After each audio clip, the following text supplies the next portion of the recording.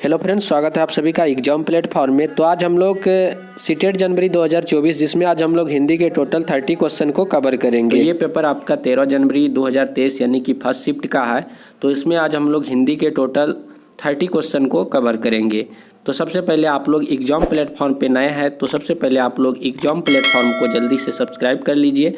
साथ ही साथ और भी आप लोग प्रीवियस ईयर का वीडियो नहीं देखे हैं, जैसे कि ईवीएस हुआ, संस्कृत हुआ, मैथ्स हुआ, सीडीपी हुआ, तो सारे का प्लेलिस्ट बना हुआ है। तो आप लोग वहाँ पे जा करके सारे वीडियो देख सकते हैं, क्योंकि प्रीवियस ईयर लगाने से ही आप लोगों का जो है तैयारी बहुत ही ज़्यादा हद तक मजबूत हो सकता है, क्योंकि प्रीवियस ईयर का क्वेश्चन बहुत ज़्यादा रिपीट भी होता है। तो वहाँ से आप लोग जितना ज़्यादा प्रैक्टिस करेंगे उतना ज़्यादा आपका जो है एग्ज़ाम में अच्छा होगा। तो चलिए देखते हैं। सबसे पहले आप लोग को पता ही होगा कि हिंदी में आपका जो 2 भागों में डिवाइड रहता है। तो 15 क्वेश्चन आपका जो है यानी कि 15 क्वेश्चन आपका गद्यांश से रहता है और 15 क्वेश्चन आपका जो है सीडीपी बेस्ड यानी कि बाल विकास से रिलेटेड रहता है। तो 15 क्वेश्चन आपका गद्यांश से ऑटोमेटिक आप लोग पढ़ के जो है बहुत ही अच्छे ढंग से आप लोग कर सकते हैं। तो चलिए हम लोग साथ में मिलकर सबसे पहले हम लोग गद्यांश को पढ़ते हैं एक बार। देखिए क्या है, गुरु शिष्य परंपरा में शिष्य के साथ गुरु का नाम पहले आता है। देखिएगा आप लोगों का जो इसी से रिलेटेड क्वेश्चन भी आएगा, इसलिए अच्छे से एक बार में आप लोग देख लीजिए। गुरु शिष्य परंपरा में शिष्य के साथ गुरु का नाम पहले आता है। यह अमुक गुरु का शिष्य है, ऐसा कहा जाता है।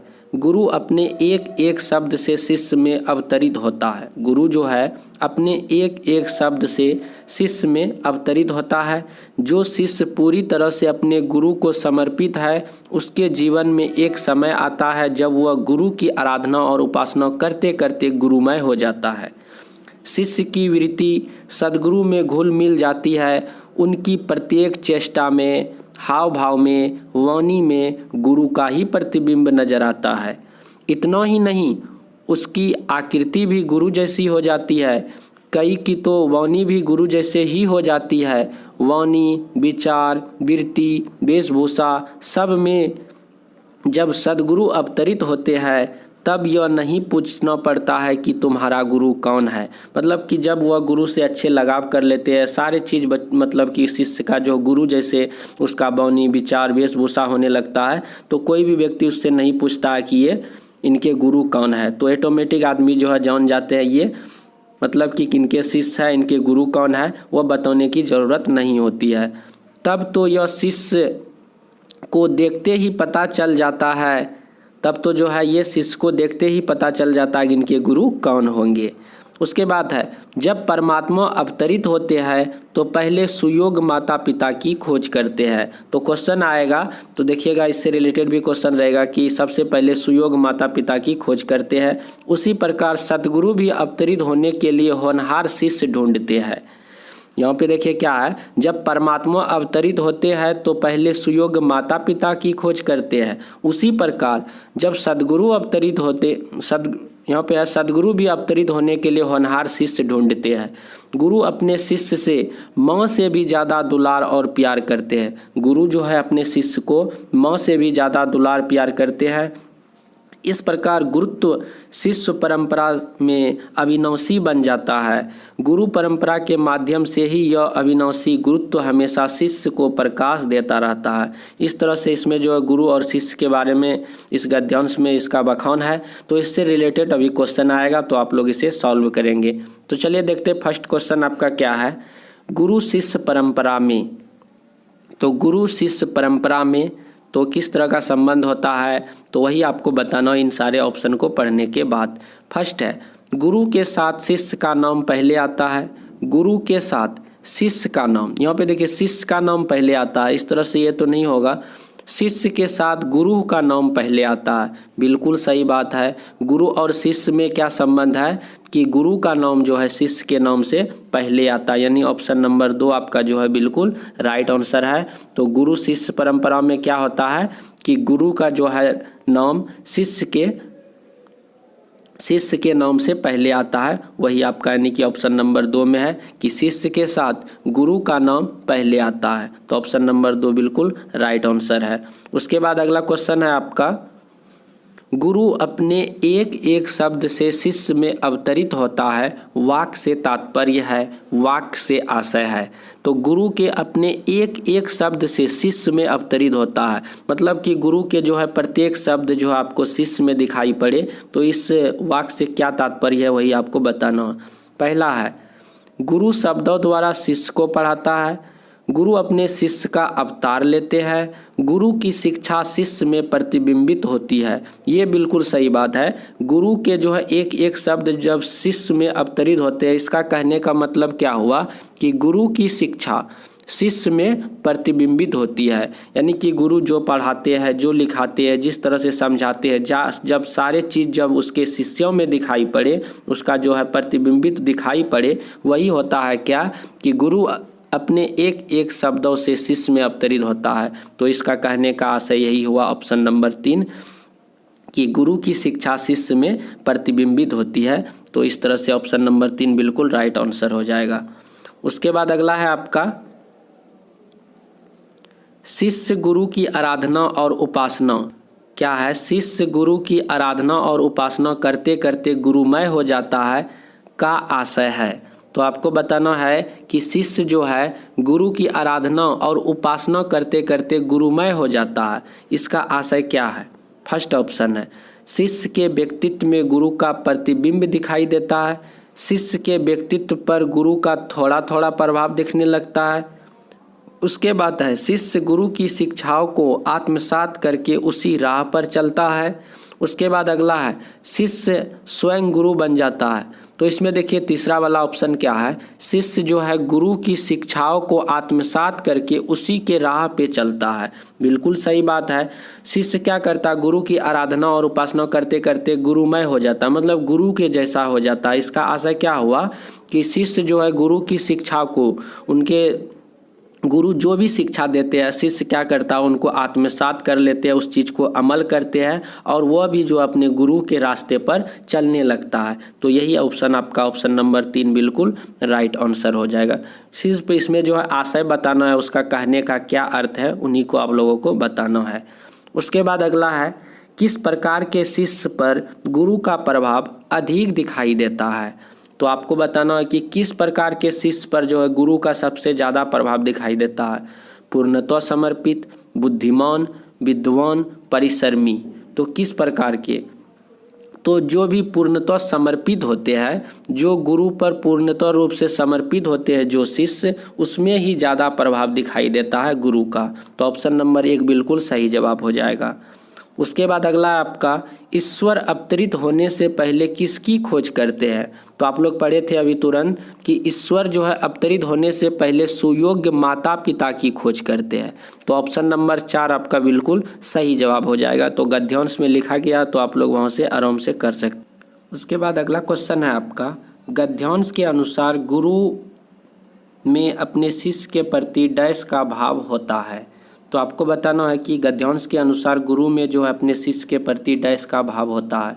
फर्स्ट ऑप्शन है गुरुत्व का, स्त्रीत्व का, ममत्व का, पुरुषत्व का। यानी कि आपको बताना है कि गुरु में जो है शिष्य के प्रति किस तरह का भाव होता है। तो इसका जो है राइट आंसर हो जाएगा ममत्व का। यानी कि आप लोग पढ़े थे इससे तुरंत पहले की गद्यांश में कि गुरु जो है माँ से भी ज़्यादा क्या करते हैं? दुलार करते हैं, प्यार करते हैं। तो उस तरह से यहाँ पे ममत्व का भाव यानी कि यहाँ पे होता है। तो इसका ऑप्शन नंबर 3 बिल्कुल राइट आंसर हो जाएगा। उसके बाद अगला क्वेश्चन है आपका, सद्गुरु का संधि विच्छेद है। तो बहुत ही इजी है, आप लोग आराम से कर सकते हैं कि सद्गुरु का संधि विच्छेद क्या होगा। तो सत जोड़ गुरु, यानी कि ऑप्शन नंबर 1 आपका बिल्कुल राइट आंसर हो जाएगा। सत जोड़ गुरु, सतगुरु का बिल्कुल सही संधि विच्छेद है, ऑप्शन नंबर 1। उसके बाद अगला क्वेश्चन है आपका, समर्पित में प्रत्यय है। तो आपको बताना होगी प्रत्यय यानी कि जो किसी शब्द के अंत में लगता है वो आपका प्रत्यय हो जाता है, और शब्द के पहले लगता है तो उपसर्ग हो जाता है। तो यहाँ पे आपका क्या समर्पित है। तो समर्पित में आपको बताना है कि कौन सा यहाँ पे प्रत्यय है। तो समर्पित में यहाँ पे देखिए आपका पित यानी कि इत प्रत्यय है। कौन सा प्रत्यय है? इत प्रत्यय, यानी कि इत प्रत्यय ऑप्शन नंबर 3 में है। तो बिल्कुल राइट आंसर हो जाएगा। उसके बाद अगला क्वेश्चन है आपका, समय का पर्यायवाची शब्द नहीं है। यानी कि इन चारों ऑप्शन में बताना है कि समय का जो है पर्यायवाची कौन सा नहीं है। बेला, तो बेला एक समय का पर्यायवाची शब्द ही। काल, काल मतलब भी समय होता है। उसके बाद घड़ी, घड़ी भी आपका जो है समय का ही पर्यायवाची है। बट आपका घड़ियों जो है ये बहुवचन है, यानी कि घड़ी का बहुवचन है। तो यहाँ पे चारों में से एक अलग यानी कि डिफरेंट आप लोग यदि चूज कर लेते यानी कि ढूंढ लेते तो वही आपका आंसर हो जाता है। तो घड़ियों इनमें से क्या अलग है, और सभी बेला हो गया, काल हो गया, घड़ी हो गया, ये सभी समय का पर्यायवाची है। बट आपका घड़ियों जो है ये बहुवचन है, इस तरह से नहीं होगा। उसके बाद देखिए यहाँ से एक अलग गद्यांश है, इससे भी रिलेटेड आपका 4-5 क्वेश्चन रहेगा। तो चलिए हम लोग इसे देखते हैं। हो सकता है कहीं शांत चौपाए घूम रहे हो सकता है कहीं सहन में पक्षी घूम रहे हो, तो विनती है यही कभी मत उस दुनिया को खोना, पेड़ों को मत काटने देना, मत चिड़िया को रोना। बच्चे और पेड़ दुनिया को हरा भरा रखते हैं, नहीं समझते जो वे दुष्कर्म को फल चखते हैं। आज सभ्यता बहसी बन पेड़ों को काट रही है, उसके बाद जहर फेफड़ों में भर इंसानों को बांट रही है। तो इस तरह से जो है यहाँ पे गद्यांश है, इसके अनुसार आप लोगों को क्वेश्चन बनाना है। तो देखिए पहला क्वेश्चन क्या है आपका, यहाँ पे लेखक ने दुष्कर्म किसे कहा है। तो आपको बताना कि लेखक जो है इसमें दुष्कर्म किसे कहा, दुनिया को भूलना, पेड़ों को काटना, जहर बेचना। तो इस पर जो है आपका जो बिल्कुल राइट आंसर हो जाएगा क्या कि इसमें लेखक जो है दुष्कर्म वाली बात बताया है। तो किसे, तो पेड़ों को काटना एक दुष्कर्म वाला काम है। तो ऑप्शन नंबर 2 आपका बिल्कुल राइट आंसर हो जाएगा। उसके बाद अगला है आपका, पेड़ों से कटने पर चिड़ियों को क्यों रोना पड़ेगा, यानी कि पेड़ यदि कट जाता है तो चिड़िया क्यों रोएगा, वही आपको बताना है। तो इन चारों ऑप्शन को पढ़िए। फर्स्ट है आपका, चिड़िया पेड़ों को बहुत प्यार करती है, चिड़िया पेड़ों को बहुत समय से जानती है, पेड़ों के कटने पर चिड़िया घोंसला नहीं बना पाएगी। उसके बाद है, पेड़ों के कटने पर चिड़िया बच्चों को नहीं झुला पाएगी। तो इनमें से बताना है कि कौन सा ऑप्शन बिल्कुल सही हो जाएगा। तो इसमें जो है पेड़ों के कटने पर क्या हो जाएगा, वह घोंसला को जो है नहीं बना पाएगा, जिसके कारण वह रो रहा है। तो पेड़ों के कटने पर चिड़िया क्या करेगी, घोंसला को नहीं बना पाएगा, जिसके कारण वह रो रहा है। तो ऑप्शन नंबर 3 बिल्कुल सही जवाब हो जाएगा। उसके बाद है, कविता में सहन से क्या आशय है, यानी कि आपको बताना है कि सहन मतलब क्या होता है। तो सहन का अर्थ ही हो जाता है कि घर के अंदर या सामने का जो खुला स्थान होता है, यानी कि घर के अंदर या सामने जो खुला स्थान होता है, मतलब इस तरह से आपका क्या हो गया, घर हो गया। तो घर का जो आगे के तरफ जो सामने जो खुला स्थान होता है वही आपका सहना यानी कि आंगन भी आप लोग बोल सकते। तो सहन का ही अर्थ हो जाता है क्या, आंगन, यानी कि ऑप्शन नंबर 4 बिल्कुल सही जवाब हो जाएगा। उसके बाद अगला क्वेश्चन है आपका, लेखक ने कविता में डैश की विनती की है।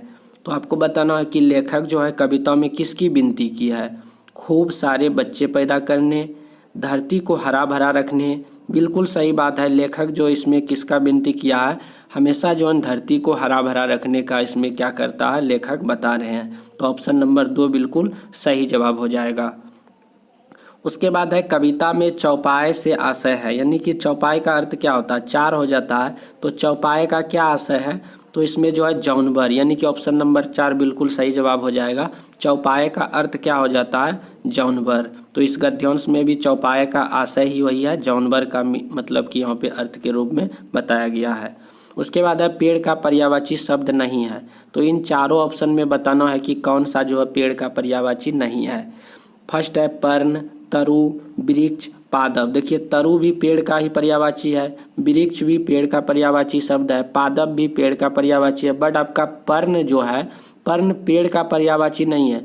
पर्ण का अर्थ हो जाता है क्या, पेड़ का जो पत्ता या पत्र हो जाता है। तो इस तरह से आपका पर्ण जो है एक अलग है, पर्ण का अर्थ होता है पेड़ का पत्ता या पत्र। और सारे जो आपका तरु, वृक्ष, पादप ये तीनों जो है आपका पेड़ का पर्यायवाची है, पर्ण इनमें से पेड़ का पर्यायवाची नहीं है। तो ऑप्शन नंबर 1 आपका बिल्कुल सही जवाब हो जाएगा। उसके बाद अगला है आपका, अनुच्छेद लेखन के दौरान व्याकरण, विराम चिन्ह, विधान और वर्तनी की जांच करना लेखन प्रक्रिया का कौन सा चरण है, संपादन, प्रारूपण, विचार मंथन, प्रतिपुष्टि। तो इनमें से बताना है कि अनुच्छेद जब लिखा जाता है तो उसके दौरान जो है विराम चिन्ह, वर्तनी की जांच करना, लेखन प्रक्रिया का ये कौन सा चरण है? तो ये क्या कहलाता है? ये संपादन कहलाता है। ऑप्शन नंबर 1 बिल्कुल सही जवाब हो जाएगा, संपादन। तब ये जो है अनुच्छेद लेखन के दौरान विराम चिन्ह विधान और वर्तनी की जांच करना, ये संपादन के अंतर्गत आ जाता है। उसके बाद अगला है आपका, अध्यापक को भाषा अध्यापन के लिए सर्वाधिक रूप से उपयुक्त और आदर्श मानते हैं। अध्यापक को भाषा अध्यापन के लिए सर्वाधिक रूप से उपयुक्त और आदर्श मानते हैं, क्यों? तो वही आपको बताना है इसका क्या कारण है। फर्स्ट है, एक अध्यापक श्यामपट्ट पर वर्णमाला के अक्षर लिख रही है। श्यामपट्ट में जब भी लिखने वाली बात आता है वो ऑप्शन तो गलत ही हो जाता। दूसरी, अध्यापक शिशु गीत गा रही है और फिर कहानी सुना रही है। ये बहुत ही सटीक है। जब भी बच्चे को किसी भी प्रकार का गीत गाकर, कहानी सुनाकर यदि किसी भी चीज़ को पढ़ाया जाता है, वो बहुत ही अच्छे ढंग से उस भाषा को सीखते हैं। तो यहाँ पे ये अध्यापक क्या कर रही है दूसरे वाली, कि वो शिशु गीत गाकर फिर कहानी सुनाकर उस चीज़ों को समझा रहे। तो ये सबसे आदर्श वाली बात हो गया। तो ये आदर्श अध्यापक यानी कि शिक्षक के गुण है। तो ऑप्शन नंबर 2 बिल्कुल सही जवाब है। उसके बाद अगला है आपका, निम्नलिखित में से कौन सा निपुण भारत के अनुसार बुनियादी साक्षरता व गणित बोध का विकासात्मक उद्देश्य है? यानी कि आपको बताना है कि निम्नलिखित में से कौन सा निपुण भारत, तो निपुण भारत के अनुसार बुनियादी साक्षरता व गणित बोध का विकासात्मक उद्देश्य है बच्चे प्रभावशाली पाठक बने, बच्चे प्रभावशाली संप्रेषक बने। बिल्कुल सही बात है। एक निपुण भारत का अर्थ होता है क्या, बच्चा जो है एक काफ़ी ज़्यादा इफेक्टिव यानी कि प्रभावशाली संप्रेषक बने, किसी से अच्छे से बातचीत करे, किसी भी चीज़ को अच्छे से समझे, फिर उसके लिए अच्छे से वो रिप्लाई दे। वो मतलब कि उसमें जो अच्छे से संवाद करने की मतलब कि गुण आ जाए, अच्छे से संप्रेषक मतलब प्रभावशाली संप्रेषक वाली गुण आ जाए, ये निपुण भारत का अर्थ होता है, उद्देश्य होता है। उसके बाद है राष्ट्रीय शिक्षा नीति यानी कि 2020 बहुत मतलब कि पुरजोर तरीके से 3 माह की स्कूल तैयारी के मॉड्यूल की अनुशंसा करती है। राष्ट्रीय शिक्षा नीति 2020 बहुत पुरजोर तरीके से 3 माह की स्कूल तैयारी की मॉड्यूल की अनुशंसा करती है, जिससे कि बच्चे डैश स्तर में पढ़ने के लिए तैयार हो सके। पूर्व विद्यालय, बाल बाटिका, ग्रेड 1, ग्रेड 2। तो इसमें जो है 3 महीने का जो उसमें जो मॉड्यूल यानी कि तैयारी किया जाता है, उसमें इसलिए पढ़ाया जाता है कि बच्चे जो है ग्रेड 1 के स्तर में पढ़ने के लिए वो बच्चे क्या हो जाए, तैयार हो जाए।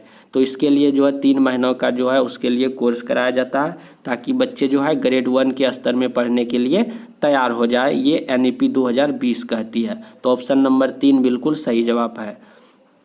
उसके बाद देखिए, कथन और तर्क से रिलेटेड भी आपका 2-3 क्वेश्चन लगभग हर एक मतलब कि जैसे EVS में भी रहता है, आपका CDP में भी रहता है, हिंदी में भी रहता है और मैथ्स में भी रहता है। तो हर एक सब्जेक्ट में आपका जो कथन और तर्क से आपका क्वेश्चन मिलेगा। चलिए यहाँ पे कथन में क्या बोल रहा जा रहा है, तो अभिकथन में कह रहा है कि भाषाई निपुणता व्याकरणिक दृष्टि से सही वाक्य बनाने की योग्यता है।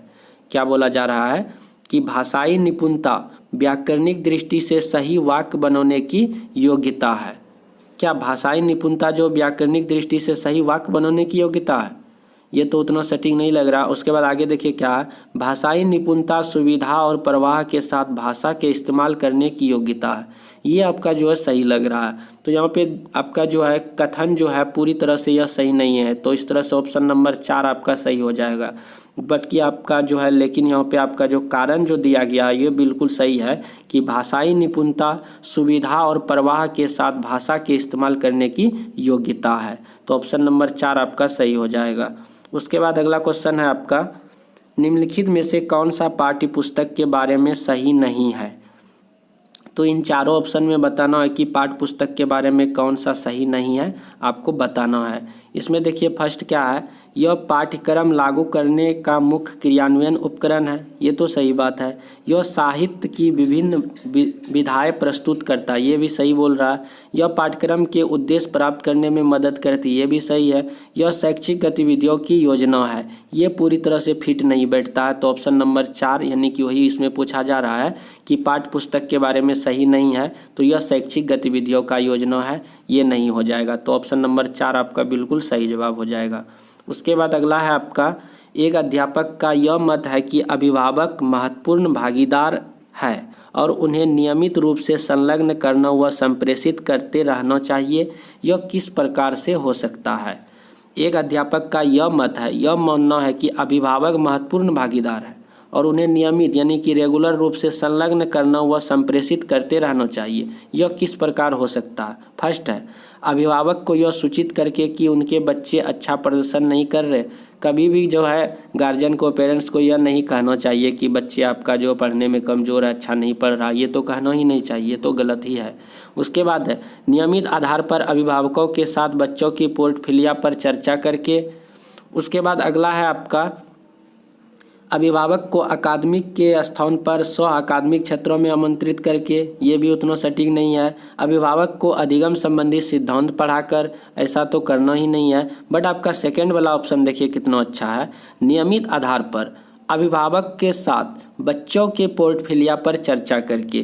पोर्टफोलियो क्या होता है? जो साल भर का जो उसमें बायोडाटा होता है कि बच्चे मतलब कि फीडबैक होता है कि कितना मतलब कि अच्छे मतलब की तैयारी कर रहा है, किस सब्जेक्ट में कितना अच्छे है, कितना कमज़ोर है। तो इस तरह की सारे चीज़ों का जब उससे नियमित रूप से जब उनके अभिभावक के साथ यदि चर्चा किया जाए तो सबसे ज़्यादा अच्छा होगा।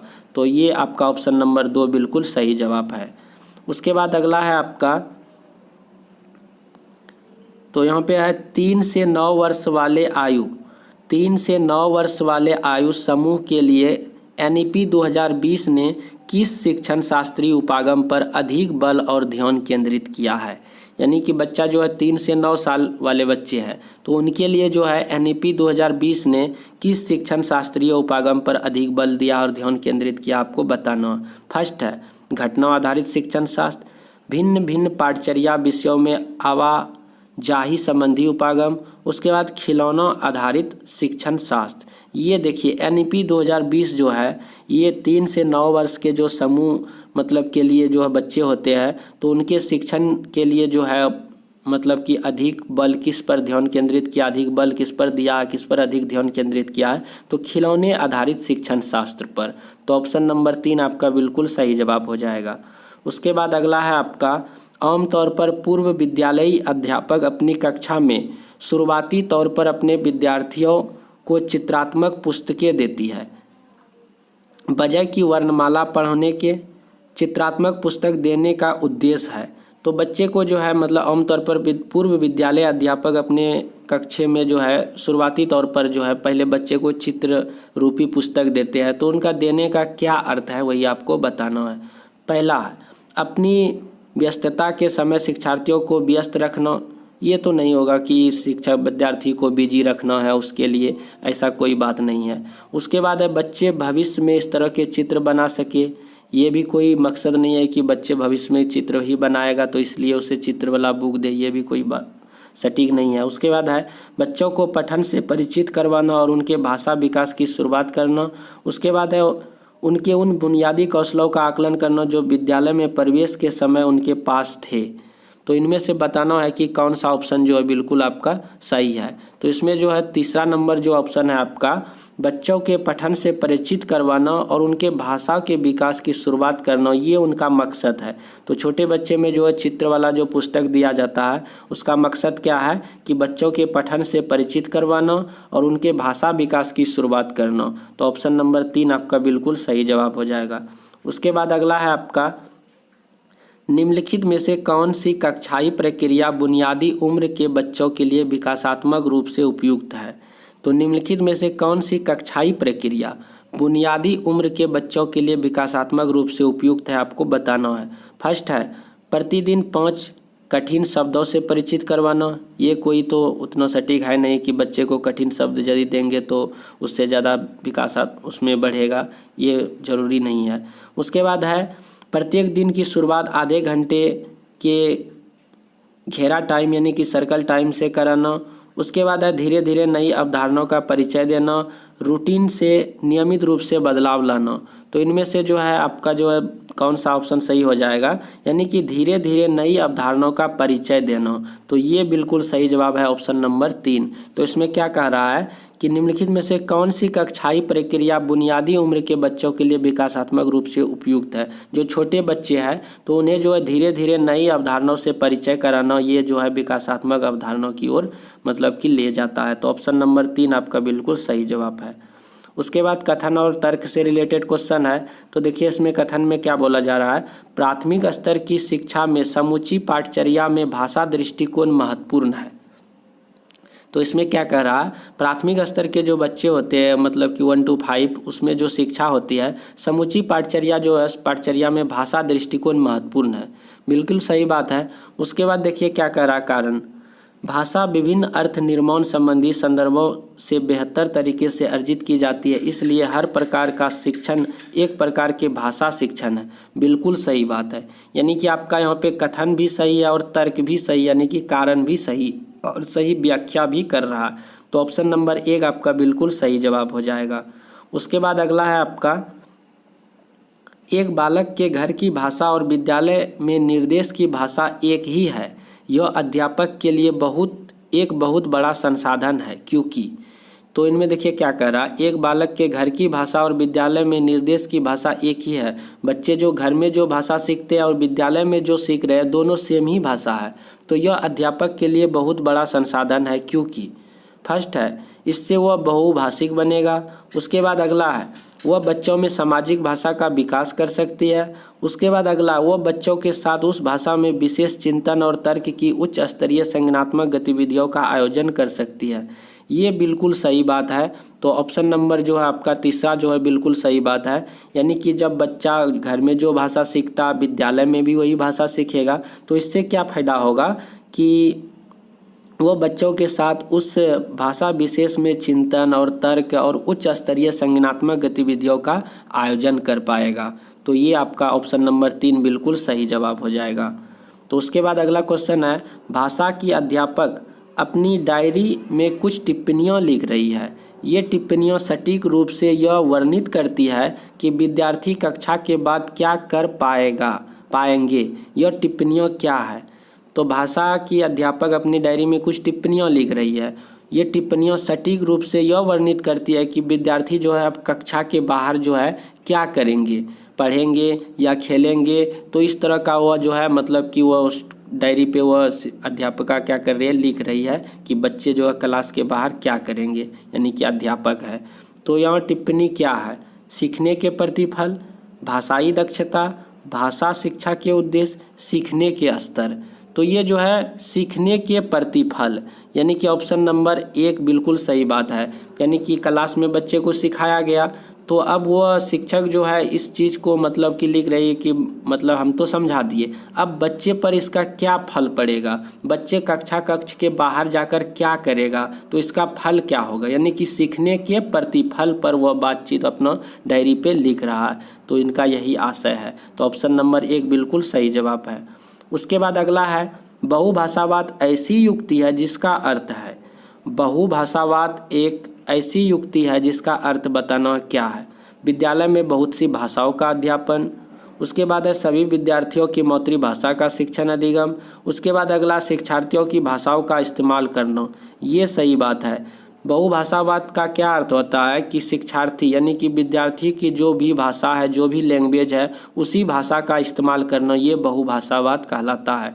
तो ऑप्शन नंबर 3 बिल्कुल सही जवाब है। उसके बाद अगला है आपका, यानी कि लास्ट आपका है क्वेश्चन, एक बालिका विद्यालय आते जाते sign board, placard, label, wrappers आदि देखती है और इस तरह से मुद्रित सामग्री के कई प्रकारों से अंतःक्रिया करती है। उसका इस प्रकार से अवलोकन व अंतःक्रिया करना अध्यापक को कौन सा कौशल पोषित करने में मदद करता है। फर्स्ट है आपका चित्रकारी, पठन, श्रवण, पेंटिंग।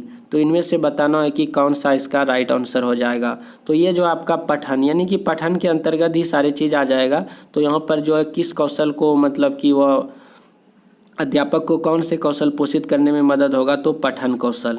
तो ऑप्शन नंबर 2 बिल्कुल सही जवाब है।